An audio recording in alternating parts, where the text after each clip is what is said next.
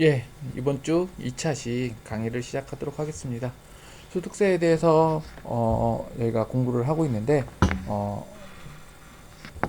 저희가 사례를 통해서 한번 분리과세와 종합소득에 대해서 한번 보고 계속 진행하도록 하겠습니다. 어떻게 그 첫 번째 강의를 올려드렸는데 PPT로 하는 게 어떠신지 좀 불편함이 없으셨는지 잘 모르겠습니다. 하여튼 PPT를 통해서 계속 강의를 진행할 예정이고 2차시 이번 주 2차시도 강의 진행하도록 하겠습니다.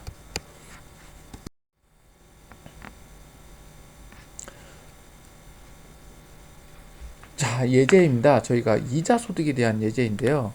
기본적으로 이자 소득이 여러분들 기본적으로 분리과세 대상이라는 거 알고 계시죠? 이거 뭐 두 번이나 얘기를 했기 때문에 분리과세 대상으로 이야기를 하도록 하겠습니다. 분리과세라는 얘기는 어떻게 돼요? 분리과세함으로써 과세가 종결인데 첫 번째 두 가지 예제를 살펴보도록 하겠습니다. 정기예금에 가입하고 100만원의 이자가 발생한 경우에 원천징수세액. 자, 100만원의 이자가 발생했습니다. 100만원의 이자가 발생했죠? 그러면은 어떻게 되겠어요? 15.4% 그래서 15만 4천원에 뭐가 발생했습니까? 이자가 발생했습니다. 이런 이자가 발생했으면은 저희가 은행에서 이런 정기예금의 이자를 수령할 때 어떻게 돼요? 요 이자 가입 금액이 100만 원인데 이거를 제외한 나머지 금액만 수령을 하게 되죠. 수령함으로써 뭐가 되냐? 은행에서는 요 원천 징수한 것을 어떻게 해요? 은행에서 납부하겠죠? 세금을. 은행에서 세금을 어떻게 한다? 납부합니다. 그럼으로써 소득자는 어떻게 돼요? 세금 납부 과세가 종결되는 거죠. 이런 경우에 바로 분리과세, 정확하게 분리과세고 많은 사람들이 사실은 은행에서 이런 것들을 정리하고 있는 것을 알고 있습니다. 그러나 5천만 원의 이자가 발생했을 때 정기예금에서 5천만 원의 이자가 발생하면은 사실은 금융소득이 거의 웬만한 연봉이 되겠네요. 금융소득이 5천만 원이 발생했을 때 원천징수세액은 어떻게 될까요? 자, 우리가 5천만 원에는 15.4%에 뭐가요? 770만 원에 뭐가 생긴다? 세금 납부 의무가 생깁니다. 세금 납부가 의무가 생기기 때문에 해당 부분은 어떻게 돼요? 저희가 종합과세 대상이죠. 기본적으로 종합과세 대상이기 때문에 어떻게 돼요? 요것들은 과세가 종결되지 않습니다. 대신 어떻게 한다? 은행에서 납부는 합니다. 납부는 하는데 저희가 소득세 계산 구조에 보면은 어떻게 돼요? 쭉 나오다가 기납부세액을 차감해주죠. 기납부세액 다 나왔을 때 기납부세액을 차감하고 결정세액이 나옵니다. 결정세액이 나오죠. 기납부세액을 차감하고 결정세액이 나오죠. 그래서 결정세액이 나오는데 이 부분을 은행에서 770만 원의 세금을 어떻게 돼요? 납부한 걸로 처리가 되죠. 이렇게 처리가 됩니다. 기납부세액으로 처리가 되기 때문에 나머지 세금에 납부할 세액이 어떻게 돼요? 줄어들게 되죠. 줄어들면서 결정세액이 요걸 차감한 금액이 결정세액이 됩니다. 그래서 기본적으로 내가 결정세액이 뭐 1000만 원이다. 그러면은 770만 원을 제외한 나머지 230만 원만 납부하게 되는 거죠. 그런데 이제 거꾸로 금융소득이 이렇게 있고 결정세액이 마이너스가 나올 수 있습니다. 마이너스 나올 수 있죠. 연말정산이랑 비슷한 개념입니다. 마이너스가 나올 때는 어떻게 되냐? 바로 이게 먼저 환급세액이 나올 수도 있다는 거죠. 환급세액 무조건 플러스가 나오는 거 아니죠. 이렇게 마이너스 나오거나 플러스가 나오거나 플러스는 나쁘고 마이너스는 환급입니다. 그렇기 때문에 관련된 부분을 이렇게 종합소득세로 신고한다. 그래서 이 기납부된 세액을 기납부 세액으로 처리해서 뭐한다? 종합소득세 신고가 처리가 된다는 겁니다. 그래서 이런 부분이 그 분리과세의 기본 개념 틀이라고 생각을 하고 계시면 되겠고요. 뭐 이자소득에 대해서 사실은 저는 뭐 직장을 다니면서 저도 어떤 이런 업무에 종사하고 있지만은 정기예금을 아직까지는 이렇게 분리과세는 받지만 분류과세 아니 종합소득으로 분류과세 아니라 종합소득으로 납부하는 거를 보지는 못했습니다. 사실 개별적으로 신고하기 때문에. 그래서 이렇게 이루어지고 있다는 것을 알고 계시면 될 것 같습니다.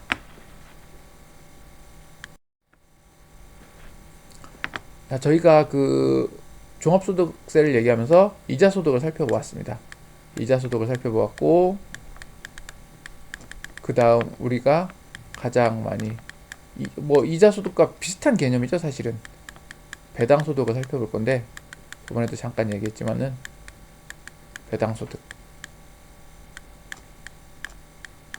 이게 마우스로 이렇게 글씨를 쓰다 보니 저 너무 힘든데, 어쨌든 좀 불편하시더라도 이제 얼마 남지 않았습니다.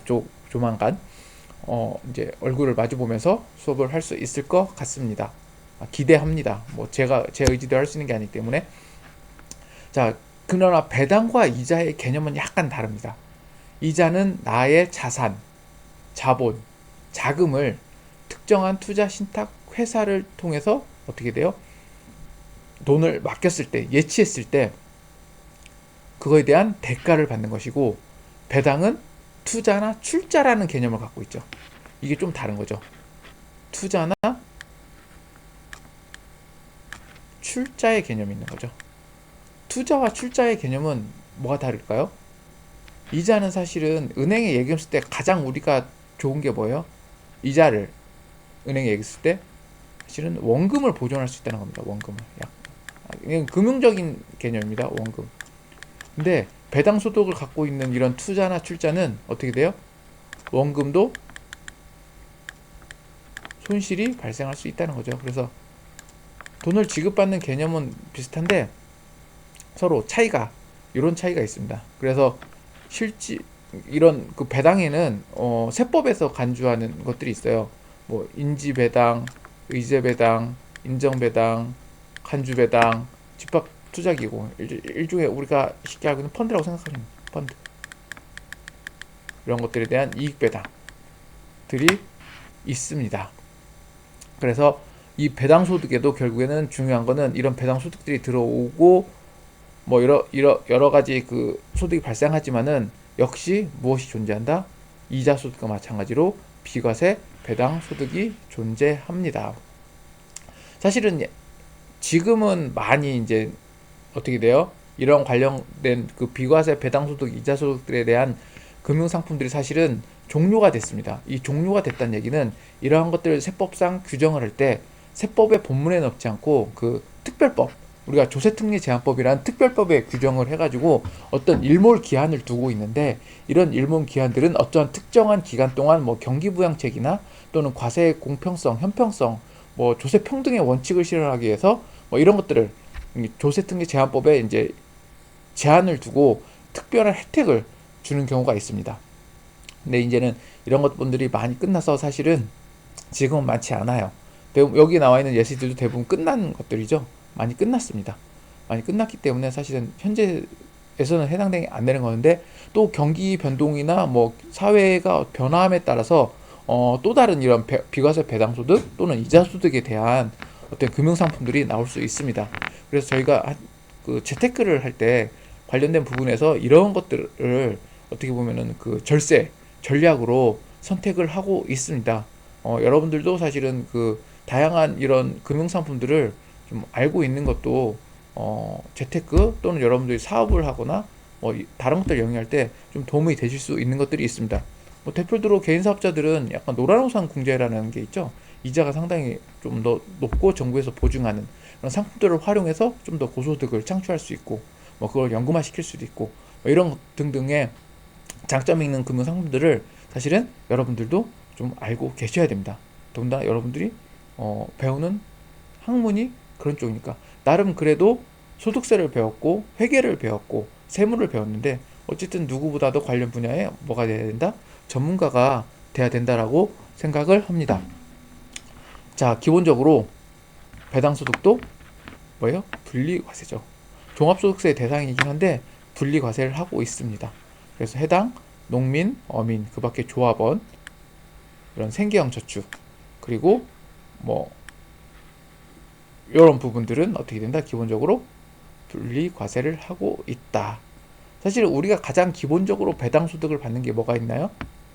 뭐가 있죠? 주식이죠, 주식. 주식을 통해서 기업에 투자를 했을 때 뭐가 된다? 배당소득을 받을 수 있다. 그래서 여러분들도 배당소득을 혹시라도 받고 싶으면은 배당성이 강한 뭐 그런 회사에 투자를 하는 것도 좋은 거죠. 대표적으로 이런 배당이 강한 주식들은 우리나라에서는 사회 기반 산업들에 있는 회사들이 대부분 배당 성향이 강한 편입니다.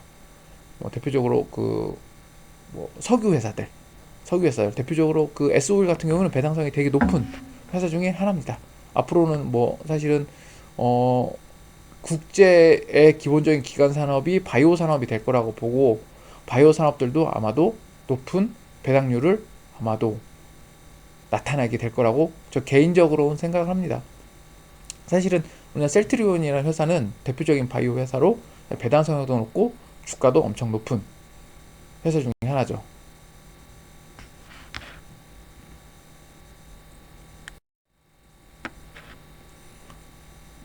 자, 배당소득의 개념을 살펴보도록 하겠습니다. 똑같습니다. 배당소득 금액과 이자소득에 대한 계산 방법은 크게 차이가 나지 않습니다. 사실은 어떻게 보면은 배당도 이자랑 비슷한 개념으로 보시면 될 것 같습니다. 그래서 특별하게 여러분들이 보는 것 같이 다르지 않고, 이것도 일종의 금융소득이기 때문에 2천만 원 초과에 대한 부분에 대해서는 어떻게 한다? 종합과세 대상이 됩니다. 그래서 종합과세에 대한 부분을 알고 계시고, 소득세율과 주민세율이 이렇게 달리 적용해서 과세가 종결되고 있음을 확인할 수 있습니다. 자, 이렇게 하나하나 살펴보다 보니까 뭐 시간도 금방 가는 것 같은데, 이렇게 저희가 소득세는 이렇게 모든 그 종합소득에 대한 부분을 계속해서 하나하나 짚어 나갈 예정입니다. 그래서 가장 중요한 것들이 사실은 나중에 보면 사업소득 부분이 아마도 가장 여러분들한테 가장 중요한 부분이 되지 않을까 생각이 들고요. 그 다음 사업소득뿐만 아니라 저희가 뭐가 있을까요? 근로소득 있죠. 근로소득도 상당히 이 개인 소득세에서는 많은 부분을 차지하고 있습니다. 더군다나 사업소득을 진행하다 보면은 여러분들이 가장 많이 알고 있는 임대소득이 기본적으로 사업소득에 들어가기 때문에 그런 사업소득에 대해서 여러분들이 아마도 좀 더 집중적으로 공부할 수 있는 시간을 갖도록 하겠습니다.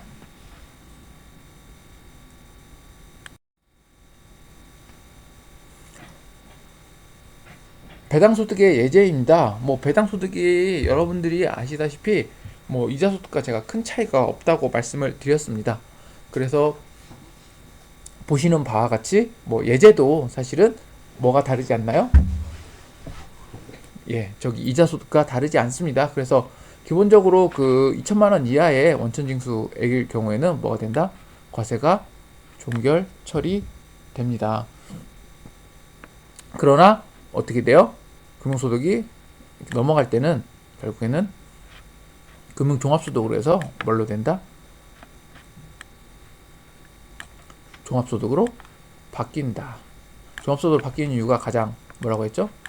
바로 누진세라는 거죠. 우리나라 누진세이기 때문에 근본적인 목적은 종합소득세로 바뀐다는 얘기는 어떻게 돼요? 세금을 정부에서는 더 확보하겠다는 그런 사실은 취지가 살아 있습니다. 물론 이 소득밖에 없다고 하면은 상관이 없겠지만 대부분 금융소득이 이렇게 많이 발생하는 경우에는 그렇지 않은 경우가 더 많기 때문에 그러한 어쨌든 정책적 의지가 반영됐다고 보시면 될 것 같습니다. 뭐 이자소득세와 그 배당소득세는 크게 어렵진 않습니다. 사실은 그 책에 나와 있는 그 세부적인 이자소득과 특별법에 의해서 계산되는 것들보다는 큰 틀 범위 안에서 이해를 하시고 넘어가시는 게 더 좋을 것 같고요. 그리고 사업소득이나 근로소득에 대해서 좀 더 명확하게 공부해 보도록 하겠습니다.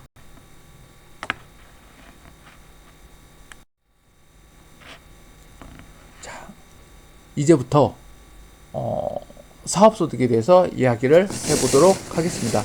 사업소득은 여기서는 좀 간략하게 정리가 되어 있기 때문에 사실은 책도 같이 보면서 이야기를 하도록 하겠습니다. 자, 사업이라는 것은 그럼 바로 무엇이냐부터 시작을 해야 돼요. 왜냐하면은 사업소득을 이야기할 거면은 사업을 통해서 소득이 발생했냐 안 했냐를 판단할 필요가 있는 거죠. 그래서 우리가 이 사업소득을 이야기할 때는 사업소득의 정의부터 사실은 이야기를 해야 됩니다. 그래서 사업소득의 정의를 뭐 PPT에 있는 것도 살펴보고 저희가 책에 있는 것도 살펴보도록 하겠습니다. 강의를 들으시면서 책을 같이 피셨으면 좋겠어요. 페이지로 하면은 저희가 342페이지에 사업소득에 대해서 나와 있습니다. 너무 많은 물량이 이렇게 쭉 날라간 앞에가 이자소득과 배당소득을 넘어간 것 같긴 한데 실질적으로 저희가 필요한 부분은 그 정도 선에서 알고 있으면 될 것 같습니다. 자, 사업소득의 정의 여기서 뭐라고 되어 있나요? 무엇을 목적으로? 자, 목적이 있어야 됩니다. 자, 수익을 목적으로 어떻게 한다? 계속적으로 하는 사업에서 발생한 소득이다 라고 이야기를 하고 있습니다. 그래서 책에 보시면은 정확한 명칭이 나와 있습니다. 책에 있는 걸 같이 보면은 사업은 저희는 이제 전공자고 배웠으니까 수익보다는 좀 전문 용어, 회계적 지식을 가지고 있는 전문 용어로 좀 설명을 해볼까요? 자, 무엇을 목적으로? 영리, 영업을 통해 이익을 취하는 영리를 목적으로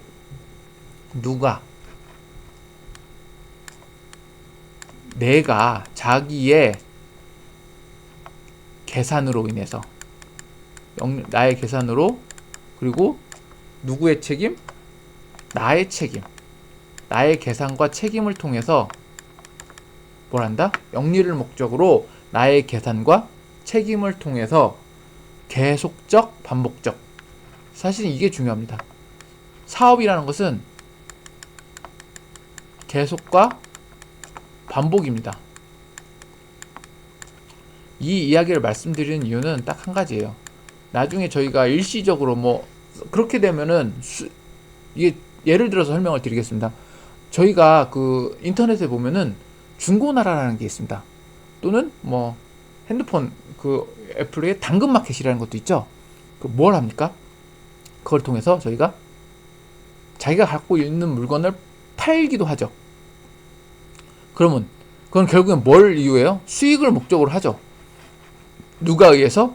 자기 계산에 책임을 가지고 하죠. 그럼 이건 사업소득일까요? 아닐까요? 이러한 문제에 발생하게 됩니다. 그러나 내가 비일시적, 비반복적, 비계속적, 비일시적이 아니라 일시적, 비반복적, 비계속적으로 하는 행위들은 사업으로 보지 않습니다. 그렇기 때문에 그것은 사업소득으로 보지 않습니다. 그러나 중고제품을 매입해서 판매하는 중고 매매를 하시는 분들은 어떻게 돼요? 사업으로 볼 수 있겠죠? 그래서 제가 설명드리는 이유가 바로 그 이유입니다. 바로 이 계속과 반복이 왜 중요하냐?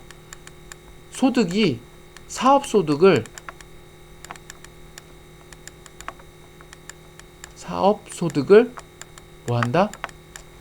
과세관청에서 판단하는 기준이라는 거죠. 어떤 형태로든 무엇을 팔고 그런 행위를 통해서 발생하는 수익은 있을 수 있습니다. 그러나 그게 사업이냐 아니냐의 판단이 또 필요한 거죠. 왜? 사업이어야지만이 과세관청에서는 어떻게 한다? 사업소득으로 어떻게 한다? 과세를 할 수 있기 때문입니다. 그래서 우리가 중요하다고 생각한 게 바로 계속적, 반복적인 활동이라고 하고 이것이 사업소득을 판단하는 기준입니다. 그래서 우리가 한동안 문제됐던 블로그를 통해서 무언가를 판매하고 하는 것들이 세금 포탈의 원인이 된다라는 얘기를 했습니다. 그 이유가 뭘까요? 바로 그 행위들이 계속적, 반복적으로 이루어진다면 사업소득으로 봐야 된다는 이야기입니다. 그래서 혹시라도 그런 부분들을 영위하고 있으면은 나중에 사업소득세에 대해서 과세를 받았을 때 가산세와 이런 것들을 했을 때는 실제로 납부할 세금보다 더 많이 납부할 수 있기 때문에 어떤 사업을 꼭 그 계속적 반복적인 행위를 통해서 수익을 창출할 목적으로 무언가를 하신다면은 사실 뭘 해야 된다? 사업자 등록을 통해서 사업소득으로 정상적으로 세금을 납부하는 것이 좀 더 장기적인 사업을 영위하는데 이득이 될 수 있다라고 저는 보통 이렇게 설명을 드립니다. 누가 이렇게 물어보시더라도 관련된 부분에서는 사실은 저는 절세하는 방법을 말씀을 드리면은 정상적인 처리를 하는 게 오히려 가장 절세하는 방법이라고 얘기를 합니다. 비정상적으로 처리를 했을 때는 결국에는 그만큼 나중에 저한테 되돌아온다는 거죠. 이런 사례들을 많이 봤기 때문에 제가 말씀드리는 거고, 제가 본 시스템 중에 어떻게 보면 우리나라의 그 인터넷이 발달되면서 엄청난 그 전산 계산 시스템이 발달돼 있습니다. 그런데 제가 본 시스템 중에서 모든 것들의 조회 권한과 많은 데이터를 처리할 수 있는 건 저는 사실은 국세청을 따라갈 수 없을 것 같다는 생각이 들은 적이 있어요. 몇 년 전에 국세청이나 세무서에 들어가서 우연치 않게 그런 시스템을 접하게 됐는데, 그래서 진짜로 사업소득을 통해서 절세라는 개념은 정상적인 처리를 통해서 제때 세금을 납부하는 것이 오히려 절세가 될 수 있겠구나. 결국엔 이것들이 나중에 부메랑으로 돌아오게 되면은 납부할 세금 외에 추가적인 어떻게 돼요? 가산금도 부담해야 되기 때문입니다. 어쨌든 여담으로 말씀드렸고요. 그렇다면 사업소득에는 비과세 소득이 없냐? 있습니다. 사업소득에서도 우리가 어떤 소득에서든 비과세 소득, 결국엔 어떠한 이러한 부분들은 어떻게 한다? 과세를 하지 않겠다. 그래서 어떻게 된다? 저희가 그거에 대해서는 세금 납부할 이유가 없다는 거죠. 기본적으로 비과세 소득, 예를 들자면은 우리 부모님들이 예전에 농사를 많이 지으셨잖아요. 농사를 지으면서 소득을 창출합니다. 소득을 창출하죠. 벼농사도 짓고 밭농사도 짓고 소도 키우고, 소를 키우면서 사실 판매했을 때 우리는 그것을 사실 세금 신고하는 걸 보지 않았어요. 세금 신고 의무가 다시 돌아오지도 않았고, 왜일까요? 이유가 있겠죠. 바로 그거에 대한 부분이 어떻게 한다? 비과세 소득이기 때문입니다. 그래서 관련된 부분은 비과세 소득으로 적용되어 있기 때문에 굳이 세금을 납부할 필요가 없었던 거죠. 그래서 여러분 보시면은 이렇게 가장 대표적인 어떻게 보면은 비과세 소득입니다. 그래서 여기뿐만 아니라 기본적으로 법률에는 어떻게 규정하고 있냐면은 논밭을 이게 쉽게 하면은 논밭의 작물 생산을 이용한 소득인데, 정확히 말하면은 농업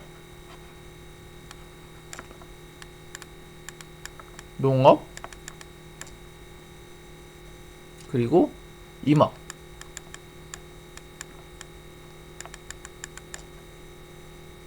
그리고 어업에서 발생한 소득은 어떻게 한다?